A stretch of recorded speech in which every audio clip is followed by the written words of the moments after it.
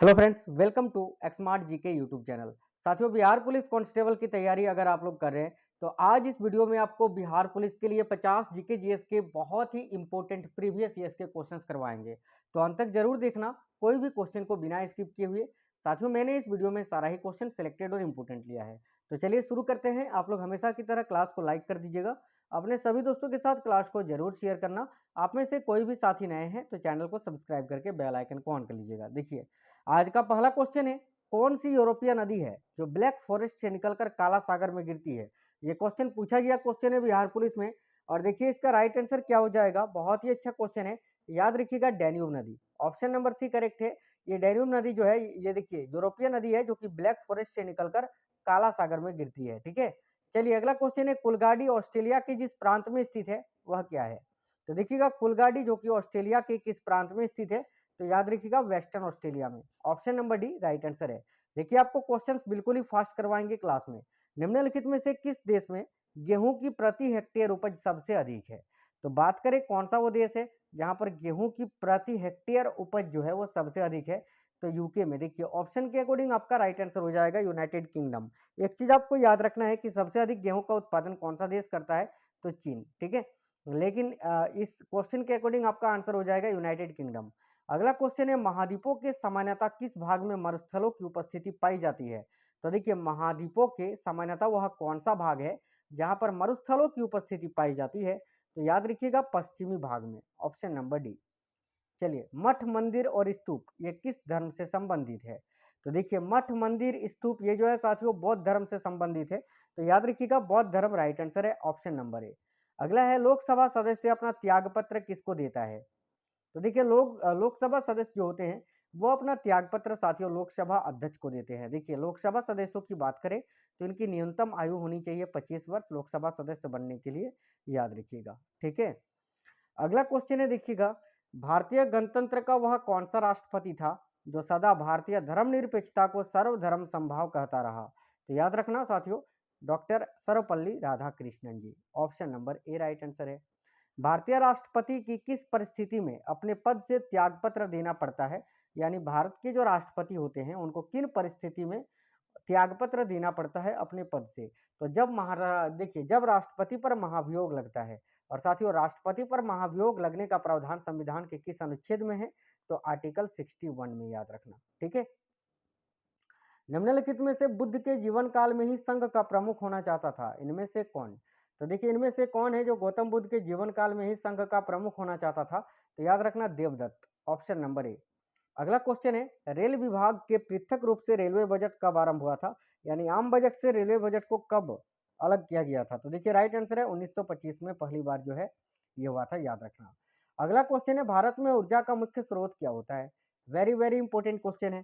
तो देखिए भारत में ऊर्जा का मुख्य स्रोत है ताप ऊर्जा, तापीय ऊर्जा। Option number B. नेक्स्ट है, भारतीय संविधान के किस अनुच्छेद द्वारा अपृष्ठता यानी छुआछूत को समाप्त कर दिया गया है। तो राइट आंसर है साथियों अनुच्छेद, देखिएगा याद रखिएगा अनुच्छेद यहाँ 17 में। देखिए साथियों अनुच्छेद आपका 18 में उपाधियों का अंत, अनुच्छेद 16 में रोजगार संबंधी उपबंधों का प्रावधान किया गया है, और अनुच्छेद 17 में आपका राइट आंसर हो जाता अपृष्ठता का अंत। ठीक है, भारत का प्रथम गवर्नर जनरल कौन था। तो देखिएगा भारत का प्रथम गवर्नर जनरल कौन था, याद रखिएगा William Bentinck, Lord William Bentinck. Option number C. देखिए कनिष्क के शासनकाल की सर्वाधिक महत्वपूर्ण घटना कौन सी थी। तो साथियों याद है ना आपको चौथी, देखिए चौथा जो बौद्ध संगीत हुआ था ईस्वी की पहली सदी में कुंडलवन कश्मीर में। वहां पर क्या हुआ था कि बौद्ध धर्म दो भागों में बट गया था, एक तो हीनयान और एक महायान में। तो ये कनिष्क के शासनकाल की सर्वाधिक महत्वपूर्ण घटना थी, याद रखना, चतुर्थ बौद्ध संगीत। Option number C right answer है। किसके शासनकाल में सबसे अधिक मंगोल आक्रमण हुए थे, दिल्ली सल्तनत का क्वेश्चन है, आपको याद रखना है साथियों। देखिए अलाउद्दीन खिलजी के समय में। Option number B. अगला क्वेश्चन है, निम्नलिखित में से किसने चहलगानी यानी चालीसी दल का पूर्णता से सफाया कर दिया था। तो देखिए चहलगानी यानी चालीसी दल का जो गठन है वो आपका किया था इल्तुतमिश ने, गठन किया था इल्तुतमिश ने, और इसका सफाया यानी समाप्त कर दिया था बलबन ने। तो याद रखना ऑप्शन नंबर ए बलबन। अगला क्वेश्चन है, खिलाफत आंदोलन का आरंभ कब किया गया था या किसने किया था। तो खिलाफत आंदोलन का आरंभ अली बंधुओं ने किया था साथियों। ऑप्शन नंबर डी अली बंधुओं ने। कब, तो 1920 में, याद रखना। और खिलाफत आंदोलन को चोरी चोरा कांड के बाद यानी फरवरी 1922 में इसको बंद कर दिया गया था, खिलाफत आंदोलन को। ठीक है, चलिएगा, तो राइट आंसर क्या हो जाएगा, अली बंधुओं ने। अगला क्वेश्चन देखते हैं, तो भारत में चार बाग शैली का प्रथम मकबरा किसका है? तो भारत में चार बाग शैली का प्रथम मकबरा हुमायूं का मकबरा में है, जो कि दिल्ली में स्थित है। हुमायूं का मकबरा कहाँ स्थित है? तो दिल्ली में। अगला क्वेश्चन है साथियों, ब्रिटिश साम्राज्य के अंतर्गत स्वशासन की मांग सबसे पहले किसने और कब की थी? तो देखिए, ब्रिटिश साम्राज्य के अंतर्गत स्वशासन की मांग सबसे पहले दादा भाई नेहरू ने 1904 ईस्वी में की थी। ऑप्शन नंबर ए करेक्ट है। पुर्तगाली उपनिवेश का प्रथम गवर्नर भारत में कौन हुआ? तो देखिएगा, पुर्तगाली उपनिवेश का प्रथम गवर्नर भारत में कौन हुआ था? तो याद रखना, Francisco de Almeida. Option number C correct है। ब्लैक पेगोडा ये कहाँ स्थित है? तो ब्लैक पेगोडा ये कोणार्क में स्थित है, कोणार्क उड़ीसा में। अगला क्वेश्चन है, कौन सा वेद है जो अंशतः गद्य रूप में भी रचित है? तो देखिए, गद्य और पद वाला वेद किसको कहा जाता है? तो यजुर्वेद को। राइट आंसर है साथियों ऑप्शन नंबर बी, यजुर्वेद। राजा राम मोहन राय द्वारा ब्रह्मा समाज की स्थापना कब हुई थी? तो देखिए, राजा राम मोहन राय जी ने ब्रह्मा समाज की स्थापना की थी कब? तो 1828 ईस्वी में। Option number C right answer हो गया। अगला क्वेश्चन है, भारत की कृषि भूमि का कितना प्रतिशत भाग सिंचित है? तो साथियों याद रखिएगा, भारत की कृषि भूमि का जो 1/3 भाग है वो सिंचित है। तो राइट आंसर है ऑप्शन नंबर ए, 1/3। नेक्स्ट है, कर संरचना संबंधी सुधारों के लिए गठित की गई समिति कौन सी थी? तो याद रखिएगा, क्वेश्चन बहुत ज्यादा पूछा जाता है। देखिए, कर संरचना संबंधी सुधारों के लिए जो समिति गठित की गई थी वो थी चलैया समिति। Option number B right answer है। राष्ट्रीय योजना समिति की रिपोर्ट कब प्रकाशित हुई थी? तो देखिएगा, राष्ट्रीय योजना समिति की जो रिपोर्ट है ये कब प्रकाशित हुई थी? तो 1949 में। Option number A right answer है साथियों। अगला क्वेश्चन है, राष्ट्रकूट कालीन कन्नड़ साहित्य के त्रिरत्न में क्या शामिल नहीं था? तो देखिएगा, राष्ट्रकूट कालीन कन्नड़ साहित्य के त्रिरत्न में क्या शामिल नहीं था? तो सायन। देखिए, पम, पुण्य, रण ये तीनों शामिल था, लेकिन सायन शामिल नहीं था। अगला क्वेश्चन है, महावीर की मृत्यु कहाँ हुई थी? महावीर जो कि जैन धर्म के 24वें तीर्थकर थे, और इनकी मृत्यु हुई थी साथियों पावापुरी में। Option number D right answer है।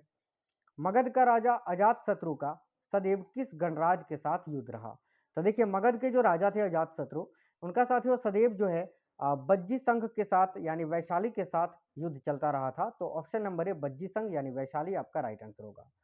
हर्षवर्धन ने 606 ईस्वी में हर्ष संवत की स्थापना किस उपलक्ष्य में की थी? तो देखिए, हर्षवर्धन ने साथियों जो कि वर्धन वंश के शासक थे, 606 ईस्वी में इन्होंने हर्ष संवत की स्थापना की थी। किस उपलक्ष्य में? तो अपने राज्यरोहण के उपलक्ष्य में। याद रखना ऑप्शन नंबर ए। देखिए, वल्लभ भाई पटेल को सरदार की उपाधि उनकी कुशल संगठन क्षमता के कारण किस आंदोलन के दौरान दी गई थी? तो याद रखिएगा, बारदोली सत्याग्रह के कारण, है ना, बारदोली सत्याग्रह के समय। बारदोली सत्याग्रह जो कि 1928 में घटित हुआ था। कुछ विद्वानों के अनुसार कवि कालिदास किसके राजकवि थे? तो देखिए, कवि कालिदास जो है ये चंद्रगुप्त द्वितीय यानी चंद्रगुप्त विक्रमदायित्य के राजकवि थे। ऑप्शन नंबर सी राइट है। बिंदुसार ने विद्रोहियों को कुचलने के लिए अशोक को कहाँ भेजा था? तो देखिएगा साथियों, बिंदुसार ने विद्रोहियों को कुचलने के लिए अशोक को तक्षशिला भेजा था। याद रखिएगा option number B Takshashila. Next है, किस राजपूत वंश ने अकबर के सामने समर्पण नहीं किया था? याद रखिएगा, वह कौन सा राजपूत वंश है जिसने अकबर के सामने समर्पण नहीं किया था? तो सिसोदिया वंश ने। ऑप्शन नंबर ए। कलहन की रजत रंगिनी, जिसे सही अर्थों में पहला ऐतिहासिक ग्रंथ होने का गौरव प्राप्त है, इसको किसने आगे बढ़ाया था? तो याद रखना, जिनराज एवं श्रीवर ने। Option number D. भारत के राष्ट्रीय ध्वज का डिजाइन किसने तैयार किया था? तो याद रखिएगा, भारत के राष्ट्रीय ध्वज का डिजाइन मैडम भिखाजी कामा ने तैयार किया था। एक क्वेश्चन पूछा जाता है कि जर्मनी में सबसे पहले झंडा किसने फहराया था? याद रखिएगा, मैडम भिखाजी कामा ने ही सबसे पहले जर्मनी में झंडा फहराया था। शिवाजी के अष्ट प्रधान का जो सदस्य विदेशी मामलों की देखरेख करता था वह कौन था? वह क्या कहलाता था? तो याद रखिएगा, सुमंत, है ना। शिवाजी का जो अष्ट प्रधान थे साथियों, उसमें जो विदेशी मामलों की देखरेख करता था उसको सुमंत के नाम से जाना जाता था। भारतीय कम्युनिस्ट पार्टी का अस्तित्व किस वर्ष आया था? तो देखिए, भारतीय कम्युनिस्ट पार्टी की स्थापना कब हुई थी? तो 1921 में। ऑप्शन नंबर डी करेक्ट है। औदंतपुरी विश्वविद्यालय का संस्थापक कौन था? जो कि बिहार शरीफ के नालंदा जिला में स्थित है। तो देखिएगा साथियों, औदंतपुरी विश्वविद्यालय के संस्थापक थे गोपाल। याद रखना ऑप्शन नंबर ए। भक्ति आंदोलन को दक्षिण भारत से लाकर उत्तर भारत तक प्रचारित करने का श्रेय किसे दिया जाता है? तो देखिए, भक्ति आंदोलन को दक्षिण भारत से लाकर उत्तर भारत तक प्रचारित करने का श्रेय यह साथियों रामानंद को दिया जाता है। याद रखिएगा ऑप्शन नंबर सी, रामानंद को। अगला क्वेश्चन है, सिंधु सभ्यता के घर किससे बनाए जाते थे? तो देखिएगा, राइट आंसर हो जाएगा ईंट से। ऑप्शन नंबर ए ईंट करेक्ट है। दिल्ली का पुराना किला किसके द्वारा बनवाया गया? तो याद रखिए दिल्ली का पुराना किला ये शेर शाह सूरी के द्वारा बनवाया गया था। Option number A right answer है। अगला क्वेश्चन है साथियों, निम्नलिखित में से किसने पुर्तगालियों से सॉल्सेट एवं बैशिन के द्वीपों को छीना था? तो याद रखना बाजीराव प्रथम ने। Option number B right answer है। महाराष्ट्र में भक्ति संप्रदाय निम्नलिखित में से किसकी शिक्षाओं के द्वारा फैला था? तो याद रखिएगा राइट आंसर है संत ज्ञानेश्वर के द्वारा। महाराष्ट्र के संत ज्ञानेश्वर के द्वारा जो है महाराष्ट्र में भक्ति है, देखिए भक्ति संप्रदाय जो है ये फैला था। अगला क्वेश्चन है, जल के आयतन के आधार पर विश्व की सबसे बड़ी नदी कौन सी है? तो आयतन के आधार पर पूछा है तो अमेजन करेक्ट होगा, लंबाई के आधार पर पूछता तो नील नदी हो जाता। अगला है, दक्षिण अफ्रीका में स्थित किम्बरले ये किसके लिए प्रसिद्ध है? तो देखिए राइट आंसर हो जाएगा, याद रखना साथियों, दक्षिण अफ्रीका में जो किम्बरले है वो साथियों हीरा के लिए फेमस है। Option number C diamonds. Zulu लोग कहाँ रहते हैं? तो देखिएगा जुलू लोग जो है ये कहाँ निवास करते हैं? तो याद रखिएगा दक्षिण अफ्रीका में। Option number C right answer हो जाएगा। निम्नलिखित में से कौन सही सुमेलित नहीं है? तो देखिएगा साथियों, गोबी मरुस्थल जो कि एशिया का सबसे बड़ा मरुस्थल है मंगोलिया में है। कालाहारी मरुस्थल बोत्सवाना अफ्रीका में स्थित है। आटाकामा मरुस्थल ये बिल्कुल उत्तरी चिली में है। मुझे मरुस्थल ये मैक्सिको में नहीं है, ये गलत है। तो option number D right answer हो जाएगा। निम्नलिखित में से किसे प्राथमिक चट्टानों की श्रेणी में रखा जाता है? तो देखिएगा प्राथमिक चट्टानों की श्रेणी में आग्नेय चट्टान को रखा जाता है। ऑप्शन नंबर ए। अंतिम क्वेश्चन है क्लास का, देखिएगा चंद्रमा पृथ्वी का एक चक्कर कितने दिनों में लगाता है? तो याद रखना 27.3 दिनों में लगभग। ऑप्शन नंबर सी करेक्ट होगा। साथियों आज की इस वीडियो में बिहार पुलिस में पूछे गए प्रीवियस ईयर्स के क्वेश्चंस मैंने आपको कराया। आपको आज का क्वेश्चंस कैसा लगा है कमेंट बॉक्स में जरूर बताइए। लाइक कर दीजिएगा, अपने सभी दोस्तों के साथ जरूर शेयर करिएगा। मिलते हैं आपसे अगली वीडियो में, तब तक स्वस्थ रहें। जय हिंद साथियों, वंदे मातरम।